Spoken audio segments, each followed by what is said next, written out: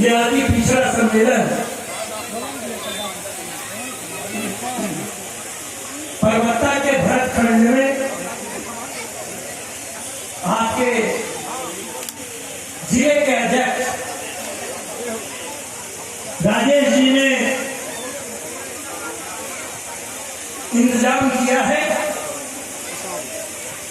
और जब मैं यहां आया था और जब मैंने उस भीड़ को देखा तो मैंने बहुत सारे प्रश्न का जवाब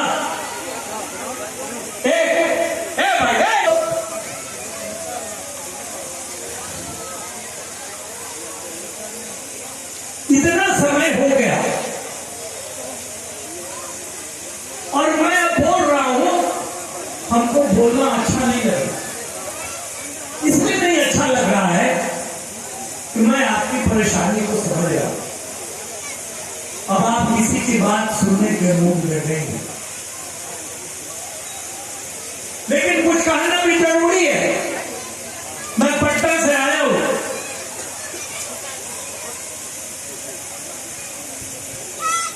और आप भी जानते हैं, हम भी जानते हैं, ये देश खतरे में है। हमारे साथी लोग बोल रहे, हम लालू जी को और कर्पूरी जी को महिमा मंडित कर रहे, तेजस्वी जी को मुख्यमंत्री बना रहे, लालू जी जिंदाबाद। अरे हम लोग तो दल में है, हम लोग के आदरणीय नेता है। इसका लगता है कि हम लोग अपने नेता की बात गौर से नहीं सुनते। हम लोग के नेता आदरणीय तेजस्वी यादव ने कहा कि मुझको बनना कोई जरूरी नहीं है, मैं बनूं या न बनूं, इस देश से नरेंद्र मोदी का जाना सबसे पहले। हम अपने नेता की बात भूल जाते हैं। अति पिछड़ा सम्मेलन यह कोई एकांगी सम्मेलन नहीं है। नाम है अति पिछड़े का, लेकिन सभी समाज के लोग यहां बैठे और उद्देश्य पार्टी का है कि जिन बेईमानों से आप लड़ रहे हैं, दिल्ली की गद्दी पर बैठी नरेंद्र मोदी की सरकार, उससे लड़ने के लिए हमारा और आपका एक होना जरूरी है।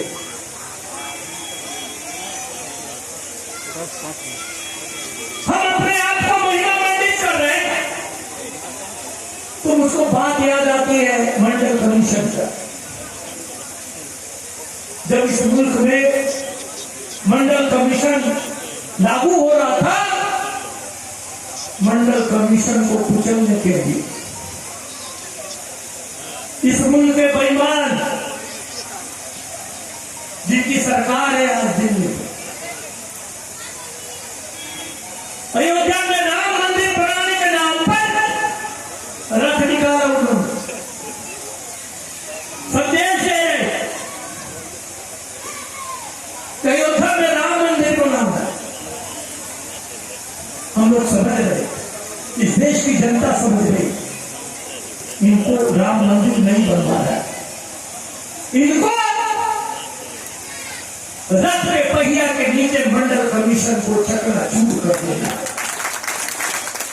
इनकी साजिश को इस मुल्क ने समझा, सारा मुल्क एक हो गया। जिधर देखिए ये पिछड़ा है, कोई अति पिछड़ा है, वो दलित है, ये मुस्लिम है।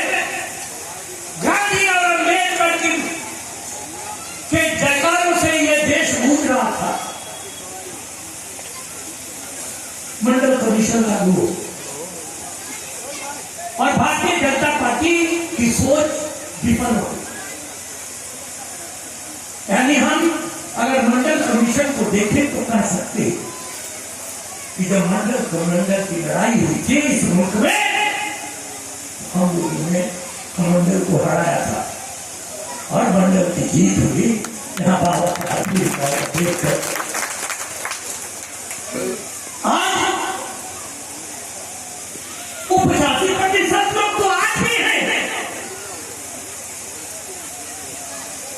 फिर भी वैसे लोग जो गांधी के हत्यारे हैं, वैसे लोग जो अम्बेडकर के संविधान को समाप्त करना चाहते हैं, उन लोगों ने इस मुल्क पर कैसे कब्जा कर दिया, ये चिंता का विषय है। आज हम वही बात करना चाहते थे कि हम वही हैं जो जान जोखिम में डालकर हम लोगों ने मंडल को लागू किया। हम आज भी हैं, लेकिन ये देश से गांधी और अम्बेडकर बेघर हो गए और हम दर्शक बने हुए। ये संदेश देने के लिए अति सब पिछड़ों का सम्मेलन है आपके, ये सबको एक कर जाए। आज समाज बिखर गया है, क्या महिलाएं हमारी बहन बैठी है और हमारे समाज के सदस्य भी हमारे यहाँ बैठे। मैंने पहले ही कहा 85% कल भी थे, आज भी है, लेकिन धर्म के नाम पर हमारे ही लोग 50 से 60% लोग भारतीय जनता पार्टी जय श्री राम कर रहे। हमारी माता बहनें यहाँ बैठी है, मैं कहता हूँ समाजवाद जिंदाबाद और मेरी बीवी कहती है जय श्री राम। इस लड़ाई को कैसे लड़िएगा, ये मामला वहां के रुका है। मैं यहां आया तो यहां वर्चस्व की लड़ाई हो रही थी, हम हैं तो हम हैं।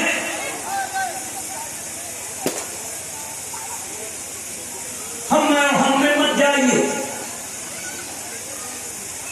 सब कोई दुनिया में बनना चाहता है, लेकिन आज का वक्त जो तेजस्वी जी ने कहा था हम मुख्यमंत्री बने या न बने, इस मुल्क से नरेंद्र मोदी को जाना जरूरी है।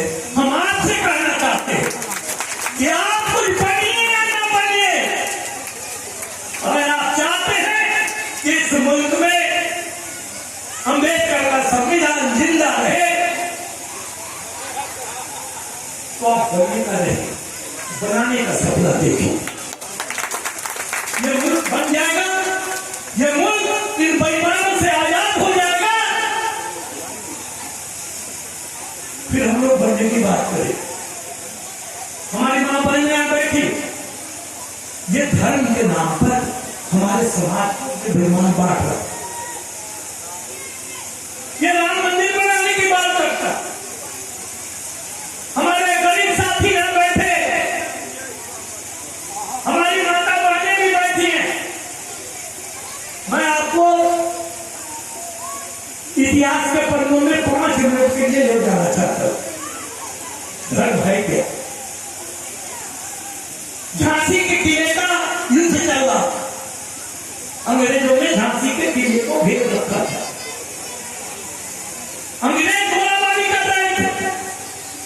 झांसी की रानी के मुख्य तोपची का नाम था गुलाम गौस। झांसी की रानी ने देखा एकाएक गुलाम गौस की तोप की आवाज बंद हो गई। झांसी की रानी को लगा गुलाम गौस मारा गया, वो धमाक होकर दौड़ती है, जाके देखती है तो गुलाम गौस खड़ा है और उसके तोप की आवाज बंद है।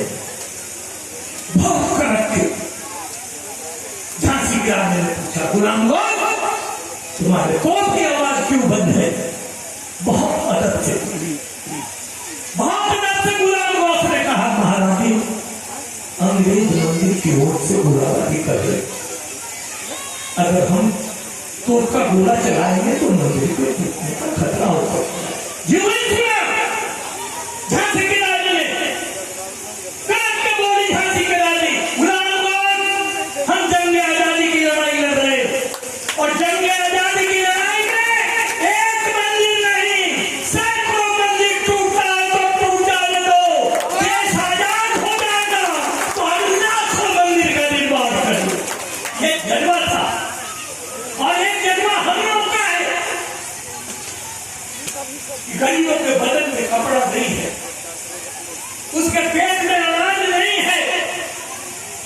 गलती की वजह से उसके बेटी की शादी नहीं हो रही, उसका बेटा पढ़ नहीं पा रहा है, और हम उनकी समस्या नहीं, हम अयोध्या में राम मंदिर बनाने की बात कर रहे हैं। ये संदेश अति पिछड़ा सम्मेलन के माध्यम से हमारा राष्ट्रीय जनता दल के साथी आपको देना चाहते। धर्म नफरत नहीं सिखाता। महात्मा गांधी कहा करते थे, ईश्वर अल्लाह तेरो नाम सबको सहमति दे भगवान। और जो सबसे कठिन बात है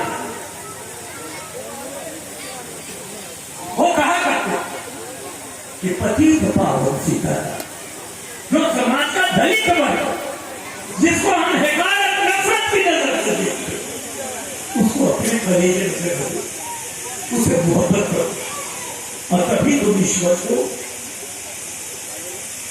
हम लोग खिलाफ प्रचार होता। हम लोग ईश्वर के विरोधी है नहीं, हम ईश्वर के विरोधी नहीं है। हमारे आदर्श डॉक्टर राम मनोहर लोहिया कहा करते थे कि जो धर्म में सोना चाहती है उसको ले लो, और जो पूरा करकट है उसको छोड़ दो। हम पूरा करकट छोड़ने की बात करते हैं, हम धर्म छोड़ने की बात नहीं करते। धर्म कर्तव्य सिखाता है, कर्तव्य से विचलित करने का नाम धर्म नहीं है मेरे साथियों। हमारे यहाँ दूसरी बात, दलित समाज के लोग बैठे, हमारे यहाँ भी अम्बेडकर परिचर्चा दल की ओर से चलाया जाए। क्यों? जो दलित समाज है, चाहे वो कोई हो, किसी साथे का हो, सब बोलता है जय भीम। अभिवादन का शब्द है जय भीम। अभी देश खतरे में, आज से 90 साल 80 साल पहले बाबा साहब भीमराव अम्बेडकर ने कहा, ये मैं नहीं बोल रहा, इतिहास गवाह है, डॉक्टर भीमराव अम्बेडकर ने कहा, सब सह लेना, गर्दन कटती है तो कटवा लेना, लेकिन इस देश को कभी हिंदू राष्ट्र मत बनने देना।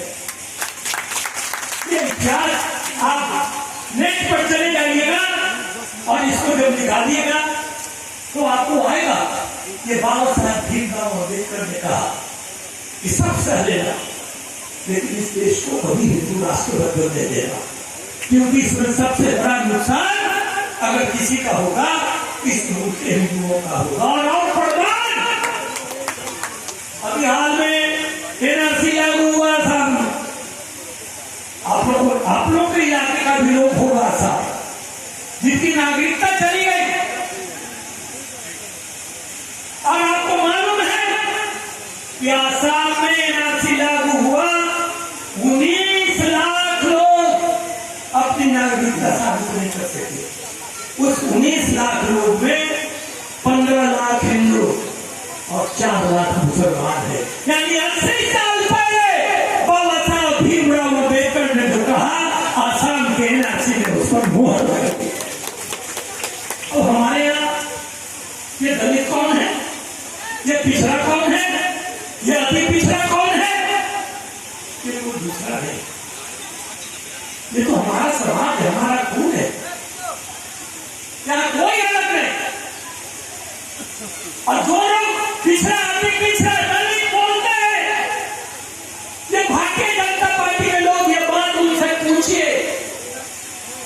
हम लोग तो एक ही बात जानते हैं, इंसान कैसे पैदा होता है, और हम तमाम लोग उसी तरह पैदा हुए और हम सब एक दूसरे के भाई बंधु हैं। लेकिन भारतीय जनता पार्टी के का जो संविधान है उसमें आदमी तरह तरह से पैदा होता है, कोई मुंह से हो रहा है, कोई करेला से हो रहा है, कोई बांस से हो रहा है। तो ये बात उनसे पूछिए, ये कौन राज्य के लोग, ये कैसे इंसान है? हम लोग ऐसे इंसान के बारे में नहीं जानते। हम लोग तो इंसान के बारे में जानते हैं और सब इंसान एक ही तरह पैदा होता है, जब उनका रंग एक है, गरीब क्या अमीर क्या, इसमें कोई फर्क नहीं। मैं ज्यादा समय नहीं लेता, अंत में एक बात आपको कहना चाहता हूं। हमारे आपके गांव में जब मूसा तंग करता है चूहा, तो पिंजरे में रोटी डाल, इलाके में देखते हुएगा बहेलिया चिड़िया पकड़ता है, चावल छींटता है। जब चावल छींटता है तो चूहा फंसता है पिंजरे में और चिड़िया फंसती है जाल में। दोस्तों, अगर चूहा में सोचने की ताकत होती, अगर चिड़िया में सोचने की ताकत होती, अगर वो सोच सकता था कि सवाई मूर्ख का रोटी क्यों देगा, चिड़िया अगर सोचती ये बहेलिया मूर्ख का दाना क्यों दे रहा है, जरूर इसमें दाल में कुछ काला है, तो वो नहीं जाता, वो फंसता नहीं। लेकिन चूंकि उसमें सोचने की ताकत नहीं है, इसलिए वो बिना सोचे चला गया और पिंजरे में वो फंस गया। दोस्तों, 80 करोड़ लोगों को नरेंद्र मोदी 5 किलो अनाज दे रहा है। यहां जितने लोग, क्या आप लोग को गुस्सा नहीं आता? हमारे साथी लोग बोल रहे थे कि बात ही 15 लाख खाते में जमा करने, 15 लाख तो दूसरा हम लोगों को 5 किलो अनाज को तुम ले रहे, बात 15 लाख मिल रहा है गरीबों को 5 किलो अनाज, वो भी सर हल्के। और अगर 24 में ये जीत गया तो 5 किलो अनाज नहीं, आपके हाथ में कटोरा पकड़ा देगा, ये कटोरा पकड़ा देगा। इसलिए मैं आपसे कहना चाहता हूं कि आप सोचने वाले हो, आप तो सोचिए, ये 5 किलो अनाज फ्री क्यों देगा? दोस्तों, ये 5 किलो अनाज से आपको खरीदना था। बाबा साहेब भीमराव अम्बेडकर ने जो ताकत दिया है, वोट करने, यह वोट आपका मुकद्दर बनाएगा, यह वोट आपका मुस्तकबिल बनाने वाला है, यह वोट आपके भविष्य का निर्माण करेगा। अगर 5 किलो अनाज के लालच में आपने अगर इस बेईमान को वोट दे दिया तो आपका सपना सपना रह जाएगा। हम वही कहने वाले हैं, ये तो बहाना है, भूल जाइए कौन क्या है। तुम हो तो हम भी हैं, और हम हैं तो तुम भी हो। समाज में एक भाईचारा स्थापित करना है, जिस भाईचारे को इन बेईमानों ने तोड़ रखा है, पुराना जिलाना, और हम उसमें भटक गए। मैं हाथ जोड़ के आपसे विनती करना चाहता हूं कि दोस्तों, आदमी और जानवर में एक फर्क है। जानवर अपनी जिंदगी जीता है और इंसान अपनी जिंदगी के साथ साथ दूसरों के सुख दुख में भी हिस्सा लेता है। हम सब कुछ हो सकते, जानवर भी हो सकते। इसलिए प्रवक्ता के साथियों, मैं आपसे कहता हूं, लड़ोगे तब भी मरोगे, नहीं लड़ोगे तब भी मरोगे। बिना लड़े मर गए तो तुम्हारा नाम कुत्ता भी लेने वाला नहीं है, और लड़ के मरोगे तो तुम्हारा नाम इतिहास के पन्नों में लिखा जाएगा। फैसला करो तुम कौन सी जिंदगी चाहते हो। मैं अपनी बात समाप्त करूं, वक्त हो गया है, तो मैं प्रवक्ता भरतखंड के वीर को देखकर मैं इसी भीड़ से 24 के चुनाव में नरेंद्र मोदी को चुनौती देता हूं।